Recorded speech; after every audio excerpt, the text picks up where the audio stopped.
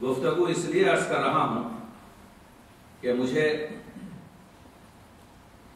گفتگو آپ سے اس لیے کرنی ہے کہ وقت محدود ہے اور مطالب بسیار، لیکن ہر لفظ جو اس پوڈیم سے پیش کروں گا مستند ہوگا، استناد رکھے گا، حوالہ آپ مجھ سے طلب کر سکتے ہیں۔ بات یہ ہے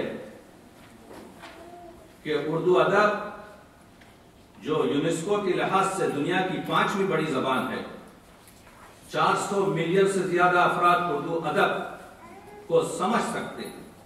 یہ اور بات ہے کہ اردو آج کل کانوں کی زبان بن کے رہ گئی ہے، آنکھوں کی زبان نہیں ہے، اس وجہ سے کہ اردو رسم الخط سے لوگ ناواقف ہوتے جا رہے ہیں۔ لیکن یونیسکو کے آمار کے لحاظ سے اردو آج 5ویں بڑی زبان ہے، لیکن یونائٹڈ نیشن کی لسٹ میں فہرست میں جب ہم نظر کرتے ہیں تو ہمیں 22ویں یا 23ویں نمبر پر اردو زبان نظر آتی ہے۔ اس المیہ کی وجہ یہ ہے کہ ہم نے اپنی مادری زبان پنجابی لکھوائی، سندھی لکھوائی، مراٹھی لکھوائی، کنڑی لکھوائی، بنگالی لکھوائی، اردو نہیں لکھوائی۔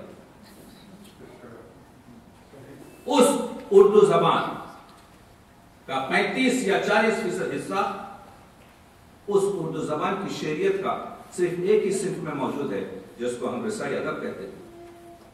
قطع ہو کے ربائی، نوحہ ہو کے قصیدہ یا مرثیہ۔ ہماری تحقیق کے مطابق 6000 سے زیادہ مطبوعہ مرثیے اس وقت ہمارے پاس موجود ہیں۔ اردو جو حیدرآباد دکن میں پیدا ہوئی، جو شمالی ہند میں گڈیوں چلی، جس کا بچپنا دہلی میں گزرا،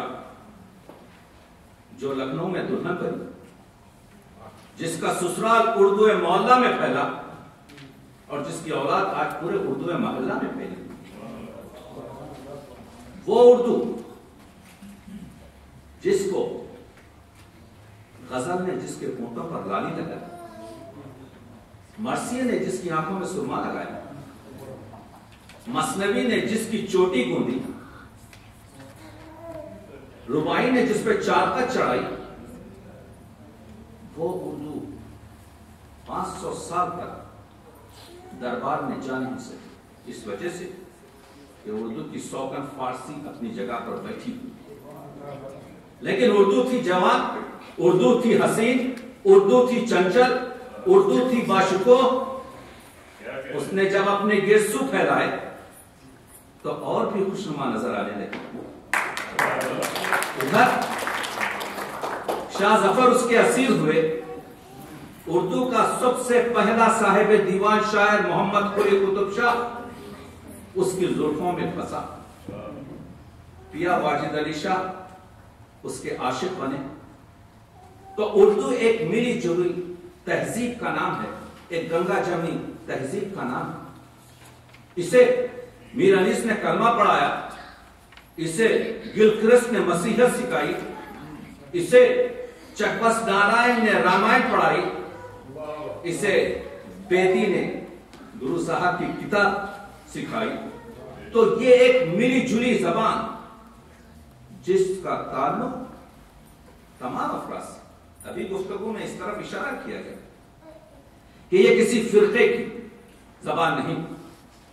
اگر یہ کسی فرقے سے تعلق رکھتی تو اگر اس فرقے کا مولوی یہاں ہوتا تو اس حال میں آپ کو بیٹھنے کی جگہ نہیں ملتی۔ اور جو لوگ اس کو کسی فرقے سے بنتے ہیں یا منسوب کرتے ہیں، ان سے میرا سوال یہ ہے کہ انصاف سے اگر دیکھا جائے تو اردو مرثیے پر جتنا کام ہوا ہے، زیادہ تر کام مسلمانوں کے ان فرقوں نے کیا جس سے اس فرقے کو اور اس مسئلے کو جوڑا جاتا ہے۔ مسئلہ یہ ہے کہ مرثیوں کو امام باڑوں میں دفن کر دیا گیا، نہ پڑھت صحیح، نہ مرثیے پر کام صحیح۔ لیکن اس کا جواب یہ بھی ہے کہ اگر مرثیہ امام باڑوں میں پناہ نہیں لیتا تو پھر مرثیے کے لیے کون سی جگہ تھی؟ مسجدوں نے دروازے بند کر دیے، خانقاہوں نے مرثیے کو رون ڈالا، نصابوں سے اسکول کی، کالجوں کی اور دانشگاہوں کی، یونیورسٹی کی مرثیے کو نکال دیا گیا تو مرثیہ کہاں پر پناہ گزین ہو؟ مرثیے کو تو ایک جگہ رہنا تھا۔ مرثیے کی تاریخ بہت پرانی ہے۔ اگر ہم بر صغیر میں پہلا مرثیہ دیکھیں تو وہ دکنی زبان میں آپ کو ملے گا 909 ہجری کا، 9 سرحا۔ یہ پہلی کتاب ہے 520 سال پرانی جو مثنوی کی شکل میں کربلا کے واقعے پر لکھی گئی ہے۔ اس کا نام ہے 9 سرحا۔ 9 سرحا شیخ اشرف کی کتاب، اگرچہ کہ علماء مرثیہ نے اس کو مرثیہ اس وجہ سے نہیں کہا کہ یہ مثنوی کی حیت میں لکھی گئی۔ تو پہلا صاحب مرثیہ شاعر کون ہے؟ تحقیق میں وہ چیز کو پیش کیا جاتا ہے جو موجود ہو، قیاس پر بات نہیں کی جاتی۔ تو 2 شاعر ہمیں نظر آتے ہیں۔ حیدرآباد دکن کا محمد قلی قطب شاہ جو پہلا اردو کا صاحب دیوان شاعر ہے، جو تقریباً 470 سال پہلے، اور اس کا دیوان موجود ہے۔ اس میں 5 مرثیے موجود ہیں، جس میں سے 2 مرثیے کامل اور 3 مرثیے نعت مکمل۔ اور اسی کا ایک ہمسر ملک الشعراء ملا وجھی، اس کے مرثیے ہمارے درمیان موجود ہیں۔ تو پہلے قدیم اردو کا مرثیہ یا محمد قلی قطب شاہ کا ہوگا یا ملا وجھی کا ہوگا۔ اردو مرثیہ فارسی سے ہمارے پاس آیا، اور فارسی میں مرثیہ عربی سے۔ شبلی نعمانی لکھتے ہیں کہ اعلیٰ ترین شاعری جو عربی میں ہوئی مرثیے، خانسا کے مرثیے، یہ اس زمانے کا عربی عمدہ شاعرہ جو عربی میں مرثیے لکھی ہے اپنے بھائی کے مرنے پر۔ تاریخوں میں لکھا ہے، آپ مرثیوں کو جوڑ رہے ہیں ایک فرقے سے۔ شبلی نعمانی کہتے ہیں کہ ایک مرتبہ دربار خلافت میں حضرت عمر کے پاس ابن نویرہ آیا اور اس نے مرثیہ سنایا۔ حضرت عمر رونے لگے اور کہا کاش تم میرے بھائی زید پر مرثیہ لکھتے۔ کچھ ہفتوں کے بعد ابن نویر آتا ہے اور اس نے حضرت عمر کے بھائی زید پر مرثیہ لکھ کر سنایا۔ تو حضرت عمر نے کہا اس میں وہ درد نہیں جو تمہارے پرانے مرثیے میں تھا۔ تو ابن نویرہ نے کہا زید آپ کے بھائی تھے، میرے بھائی نہیں تھے۔ تو مطلب یہ ہے کہ مرثیہ لکھنے کے لیے جذبات دلی کی ضرورت ہے، اور اس واقعے اور حکایت سے یہ معلوم ہوتا ہے کہ صدر اسلام میں مرثیہ لکھا گیا، صدر اسلام میں مرثیے کی توجیہ کی گئی، صدر اسلام میں مرثیے کو قبول کیا گیا، صدر اسلام میں مرثیہ رکھ کر یہ بتایا گیا کہ مرثیہ کسی فرقے کی جاگیر اور جائیداد نہیں ہے۔ تو اس طرح غور کرنا چاہیے۔ عربی سے مرثیہ آتا ہے فارسی میں۔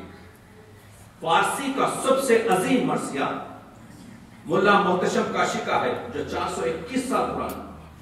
یہ جو اب آپ جاتے ہیں امام باڑوں میں اور آپ کو کالے کپڑے پر ایک مرثیہ لکھا ہوا نظر آتا ہے، یہ ملا محتشم کاشی کا ہے، اور آج سے اگر آپ شمار کریں تو اس کی عمر 421 سال ہوتی ہے۔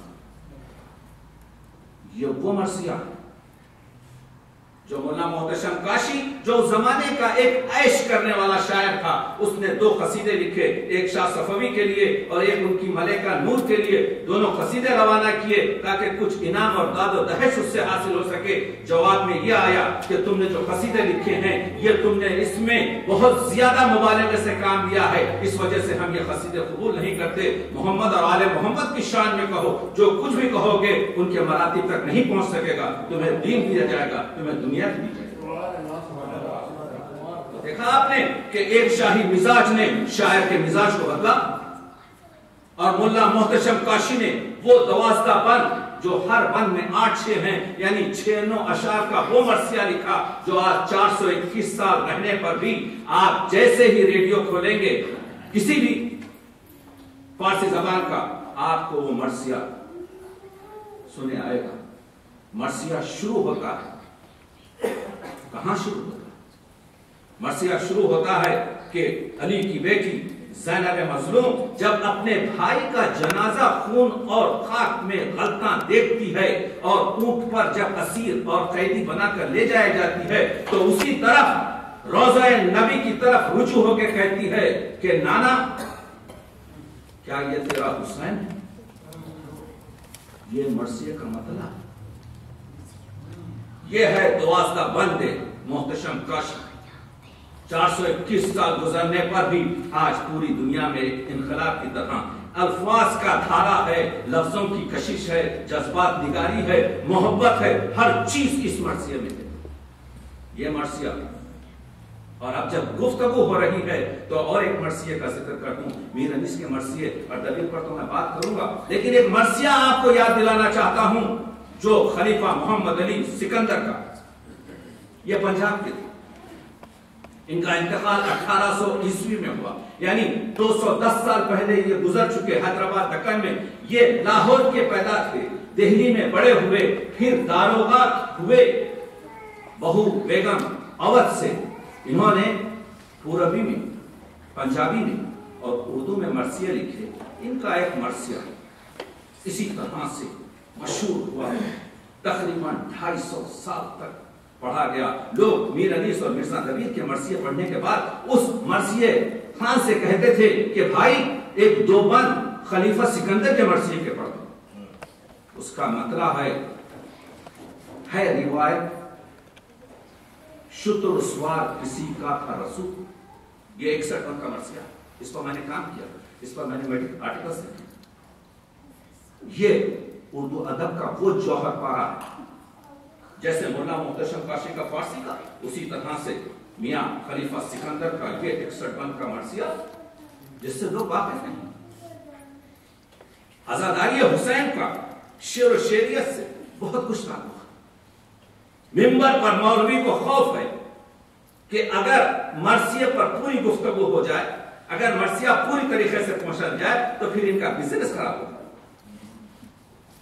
دونوں طرف آگ برابر نہیں ہے۔ تو آپ دیکھ رہے ہیں، میں نے یہاں پر سکندر خلیفہ کا مرثیے کا اس وجہ سے ذکر کیا کہ ضروری نہیں ہے کہ ایک مقبول مرثیہ لکھنے کے لیے آپ کا تعلق اردو محلہ سے ہو۔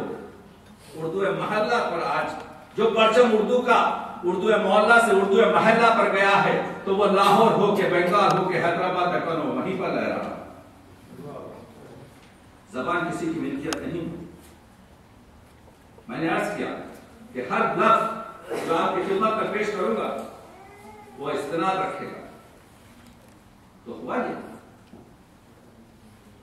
شاہنامے میں فردوسی کہتا ہے منم ساختم رستم داستان وگرنہ یری بودے درسیستان، میں نے اپنے قلم کی زور سے، اپنی امیجنری سے، اپنے تخیل سے ایک نیم وحشی جو جنگلوں میں سستان کے پھر رہا تھا اس کو میں نے رستم داستان بنا دیا۔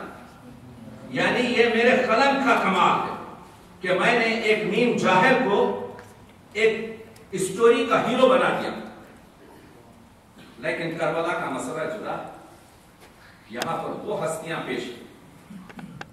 سید المرسلین شافع المذنب رحمت للعالمین کا نواسا اس گھرانے سے تعلق رکھتا ہے کہ میر انیس کہتے ہیں میں کیا ہوں، میری تب ہے کیا اے شہنشاہان، حسان و فرزدق ہیں یہاں عاجز و حیران، شرمندہ زمانے سے گئے وائل و صحبان، خاسر ہیں سخن فہم و سخن سنج و سخن دان، کیا مدھا کف خاک سے ہو نور خدا کی، لکنت یہاں کرتی ہے زبانیں فصحا۔ یہاں قلم کانپنے لگتا ہے کیونکہ یہاں پر کیریکٹر کے وہ مجسمے ہیں، یہاں پر شخصیتوں کے وہ افعال ہیں کہ قلم اس کی طاقت لا نہیں سکتا، ان الفاظ کو، ان مسائل کو لوگوں تک پیش نہیں کر سکتا۔ تو یہ تو مرثیہ لکھنا آسان بات نہیں ہے، مضمون کی امیجنری نہیں ہے، مضمون تاریخ میں ثبت ہے۔ شاعر کے لیے ایک چار دیواری ہے جس سے شاعر باہر نہیں نکل سکتا، مضمون کی نوعیت پھر بدلتی رہتی ہے، وہ شاعرانہ کمال۔ دیکھیے جب آتا ہے ذاکر منبر پر تو کہتا ہے کہ امام حسین زخموں سے چور زمین پر تشریف لائے۔ نہیں، انسان تشریف اپنے اختیار سے لاتا ہے۔ حسین بقول دبیر سینے پہ بھالا رکھ کے گرایا حسین کو گرایا گیا، لیکن لکھنؤ کی تہذیب یہ ہے کہ مقام اقدس امام حسین کو وہ گرنے کے لفظ میں جو سبکی ہے اس کو بچانے کے لیے یہاں پر مولوی کہتا ہے کہ امام حسین زمین پر تشریف لائے، لیکن انیس کیا کرے کہ انیس لکھنوی بھی ہے لیکن فطری شاعر ہے، حسین کو گرانا ہے تو انیس کیا کرتا ہے؟ انیس گرنے کے لفظ کی جو سبکی ہے اس کو جذب کرتا ہے۔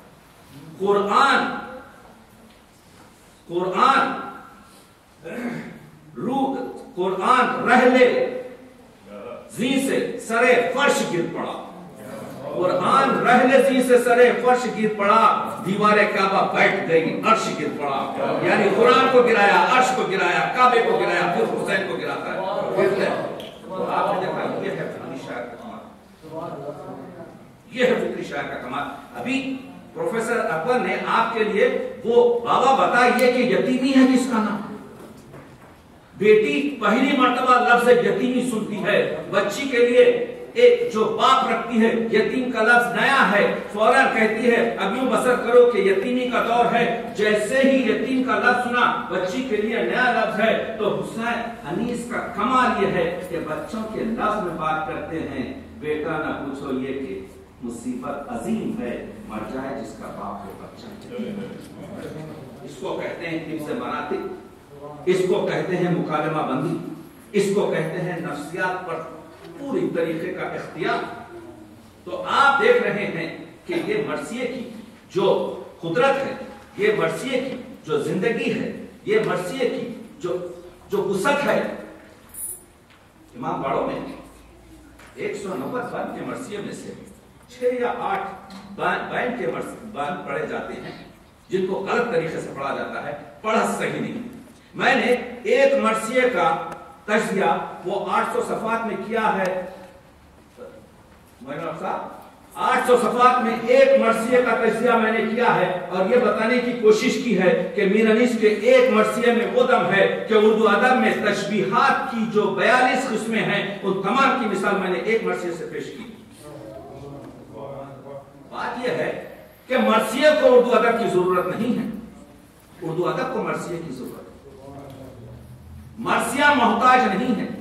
میر انیس مرثیہ یعنی کیا؟ ابھی جیسا ڈاکٹر صاحب نے کہا، مرثیہ یعنی بقول معروف انیس اور دبیر وہ عروجی دور کے آفتاب اور ماہتاب۔ ہمارے ایک اندازے کے مطابق ہر سال 18 سے 20 ہزار مقامات پر میر انیس کا کم از کم ایک شعر اور زیادہ سے زیادہ 3 مرثیے پڑھے جاتے ہیں۔ تو جس شاعر کے ہر سال 20,000 مقام پر اشعار پڑھے جائیں، یہاں پر دن ہو تو مرثیہ ہو رہا ہے، اسی وقت پاکستان میں شب ہو تو مرثیہ ہو رہا ہے۔ تو جس کی شاعری کا سورج کبھی غروب نہیں ہوتا اس کو آپ کی ضرورت نہیں ہوتی۔ ہم کو اردو ادب کو ضرورت ہے کہ ہم اس کے محاورے دیکھیں، اردو ادب کی ضرورت ہے کہ ہم اس سے اپنے اخلاق کو صاف کریں۔ مقدمہ شعر و شاعری میں حالی کہتے ہیں کہ اردو شاعری عفونت میں سنڈاس سے بدتر ہے۔ یہ تو صرف مرثیہ تھا جس نے اردو ادب کو وہ پاکیزگی عطا کی کہ ہر لفظ طہارت سے، ہر لفظ تسنیم و کوثر سے دھل کر آپ کے سامنے پیش ہوا۔ آپ کی غزل میں کیا رکھا ہے؟ ادھر میر تقی میر کہتے ہیں کہ تم اپنی چوما چاٹی کی شاعری میں مصروف رہو، اور خود اپنی غزل کو عطار کے لونڈے سے دوا لیتے ہیں، لفظ لونڈا لا کر اپنی حریت کو خراب کرتے ہیں، اپنی حرمت غزل کو مجروح کرتے ہیں۔ مگر کیا شک ہے کہ ایک مرثیے میں چیلنج کرتا ہوں، کیونکہ میں ایک ادنا سا طالب علم ہوں، دن رات گزارتا ہوں مرثیے، گفتگو عرض کر چکا ہوں، ہر لفظ میرا یہاں پر ویڈیو ہو رہا ہے۔ آپ سب کو یہ کہ ایک مصرع کسی کے مرثیے میں بتا دیجئے جو دل آزاری کرتا ہو، کسی دوسرے فریق کے لیے؟ ایک مصرع بتا دیجئے کہ جس میں ایک ایسا غیر مہذب لفظ استعمال کیا گیا ہو جو آپ اپنی ماں بہنوں کے سامنے نہ پڑھ سکیں۔ کردار سازی ہے، اخلاق سازی ہے، جوان مردی ہے، صرف رونا رلانا نہیں ہے، بلکہ یہ بتانا ہے کہ وقت آ جائے جب انصاف پر تو گردن کے معاملے کرنے میں کبھی پیچھے مت ہے۔ امام حسین پر آپ کو شاید تعجب ہوگا یہ سن کر کہ گارسن دتاسی جو متشرح تھا اس نے مسکین کے مرثیوں کا ترجمہ کر کر پیرس میں 1840 میں شائع کیا۔ ایڈنبرا کی یونیورسٹی میں، جس کی میں گر چھان مانتا ہوں، وہاں پر آپ کو کئی مرثیے ملیں گے جن کا انگریزی میں اس زمانے کے انگریزی شعراء نے ترجمہ کیا۔ عرض کر چکا ہوں 6 سے 7 ہزار مرثیے ہمارے درمیان موجود ہیں، شاید 1500 کے قریب اب غیر مطبوع مرثیے ہمارے پاس ہیں۔ مرثیے کی قدرت سے، مرثیے کی جو قوت ہے اس سے استفادہ کرنا چاہیے، اس وجہ سے کہ ادب کا تعلق کسی خاص مذہب سے یا ادب کا تعلق کسی فرقے سے نہیں ہوتا، بلکہ ادب کا تعلق ہر ایک مؤدب اور ادبدار شخص سے ہوتا ہے، ایک شخصیت سے ہوتا ہے۔ 1927 میں جب گاندھی جی سے انٹرویو لیا گیا اور پوچھا گیا کہ یہ نان وائلنس اہنسا کیا ہے، تو گاندھی نے اس کا جواب بڑے عجیب طریقے سے دیا، جو بایوگرافی آف گاندھی میں لکھا کہ مائی مینٹر واز حسین۔ تو وہ انگریز سمجھ رہا ہے حسین کوئی شخصیت کا نام ہے، پوچھتا ہے ہو از دس حسین، تو کہتا ہے the grandson of the grand prophet Muhammad, he is the my master۔ میں نے حق پر رہ کر باطل کے سامنے سر نہ جھکانا، میں نے حسین سے یاد کیا۔ دنیا یہ چیزوں کو پیش کیوں نہیں کرتی؟ ہم صرف یہ کہہ دیں کہ شیکسپیئر کی تعریف کر لیں، بھائی نامی رنیس شیکسپیئر ہیں، نامی رنیس ورجل ہیں، نامی رنیس میر انیس، لیکن یہ بھی میں آپ کو بتاؤں کہ عالمی ادب پر اگر آپ نگاہ ڈالیں تو آپ کو جو یہ رزمیہ نظمیں جیسے تلسی داس کی بھاشا میں رامائن، جیسے والمیک کی سنسکرت میں مہابھارت، جیسے فردوسی کا شاہنامہ فارسی میں، جیسے ڈانٹے کی ڈیوائن کامیڈی، جیسے ہومر کی اینیٹ، جیسے ورجل کی ایلیٹ، یہ پوری جو چیزیں میں آپ کے سامنے بیان کر رہا ہوں یہ عمدہ ترین رزمیہ یعنی جنگ اور جدل کی داستانیں ہیں جن کو منظوم اور نظم کیا گیا۔ اگر اردو ادب میں مرثیہ نہ ہوتا تو اردو ادب اس صنف سے بالکل بے بہری رہتی۔ یہ تو مرثیہ کا کمال ہے کہ جس میں گھوڑے کے بارے میں، جس میں تلوار کے بارے میں، جس میں لڑائی کے بارے میں، جس میں رجس کے بارے میں، کیونکہ مرثیے کے جو 8 جز ہیں جس کو میر ضمیر نے، دیکھیے مرثیہ جب شروع ہوا تو مرثیہ مثنوی کی شکل میں لکھا گیا، اس کے بعد مرثیہ سے مصرے کی شکل میں لکھا گیا، اس کے بعد مرثیہ چومصرے کی شکل میں لکھا گیا، اس کے بعد مرثیہ مخمس ترجیح بند اور ترکیب بند میں لکھا گیا، لیکن جب میر ضمیر کے پاس پہنچا، یہ لغوی دور ابتدائی دور کی میں بات نہیں کر رہا ہوں، وقت نہیں ہے، ورنہ میں آپ کو سنا تھا ہسٹری آف مرثیہ، ہسٹری آف مرثیہ آپ کو میں سنا تھا کہ نوسرہار سے شروع ہو کر بیچ میں کربل کتھا آتی ہے جو اگین آپ کے فضلی کی کتاب ہے، ان کے درمیان 280 سال کا جو وقت گزرا ہے اس میں مرثیہ نے جو ترقی کی، جو ارتقا بنتا، اس پر میں بات نہیں کروں، اشاروں میں گفتگو ہو رہی ہے کیونکہ وقت کم ہے۔ عرض یہ کر رہا ہوں کہ مرثیہ اپنے ارتقاء پر گامزن رہا، اور پہلا مرثیہ محمد قلی نے اگر کہا جو اس وقت ہمارے درمیان موجود ہے تو آخری مرثیہ ابھی لکھا جا رہا ہے، جدید ترین مرثیہ لکھا جا رہا ہے، لیکن مرثیے کے اوتار بدل گئے۔ وہ زمانہ تھا کہ جب جنگ و جدل تھی، جب گھوڑے کی گفتگو ہو رہی ہے، تلوار کی گفتگو ہو رہی ہے۔ اگر میر انیس کے اشعار آپ کو میں 2-3 اشعار سناتا ہوں کہ گھوڑے کی بات ہے، آج آج کل ہم گھوڑا استعمال نہیں کر رہے ہیں، لیکن میر صاحب یعنی تقریباً 150-200 سال پہلے ہماری سواری تھی۔ تو امام حسین کی گھوڑے کی تعریف میں میر صاحب کہتے ہیں، آہو کی جست شیر کی چتون پری کی چال، کب کے دری خجل دل طاؤس پائے مال، سبزہ سبق روی میں قدم کے تلے نہال، ایک دو قدم میں بھول گئے چوکڑی غزال، جو آ گیا قدم کے تلے گرد برد تھا، چھلبل غضب کی تھی کہ چھلاوا بھی گرد تھا۔ اور ہم براق کیا ہے؟ وہ گھوڑا ہے، وہ سواری ہے جس پہ حضور اکرم زمین سے معراج پر تشریف لے گئے ہیں۔ تو اب گھوڑے کی جو مثال براق سے ہے، کہتا تھا، گھوڑا کہہ رہا ہے، کہتا تھا میں براق سے توخیر پائے ہوں، ناز اس پہ تھا کہ بار امامت اٹھائے۔ اگر براق کے نام بار رسالت ہے تو مجھ پر بار امامت ہے۔ آمد فرس کی تھی دلہن آتی ہے جس طرح، تھم تھم کے نکھتے چمن آتی ہے جس طرح، تصویر آہوے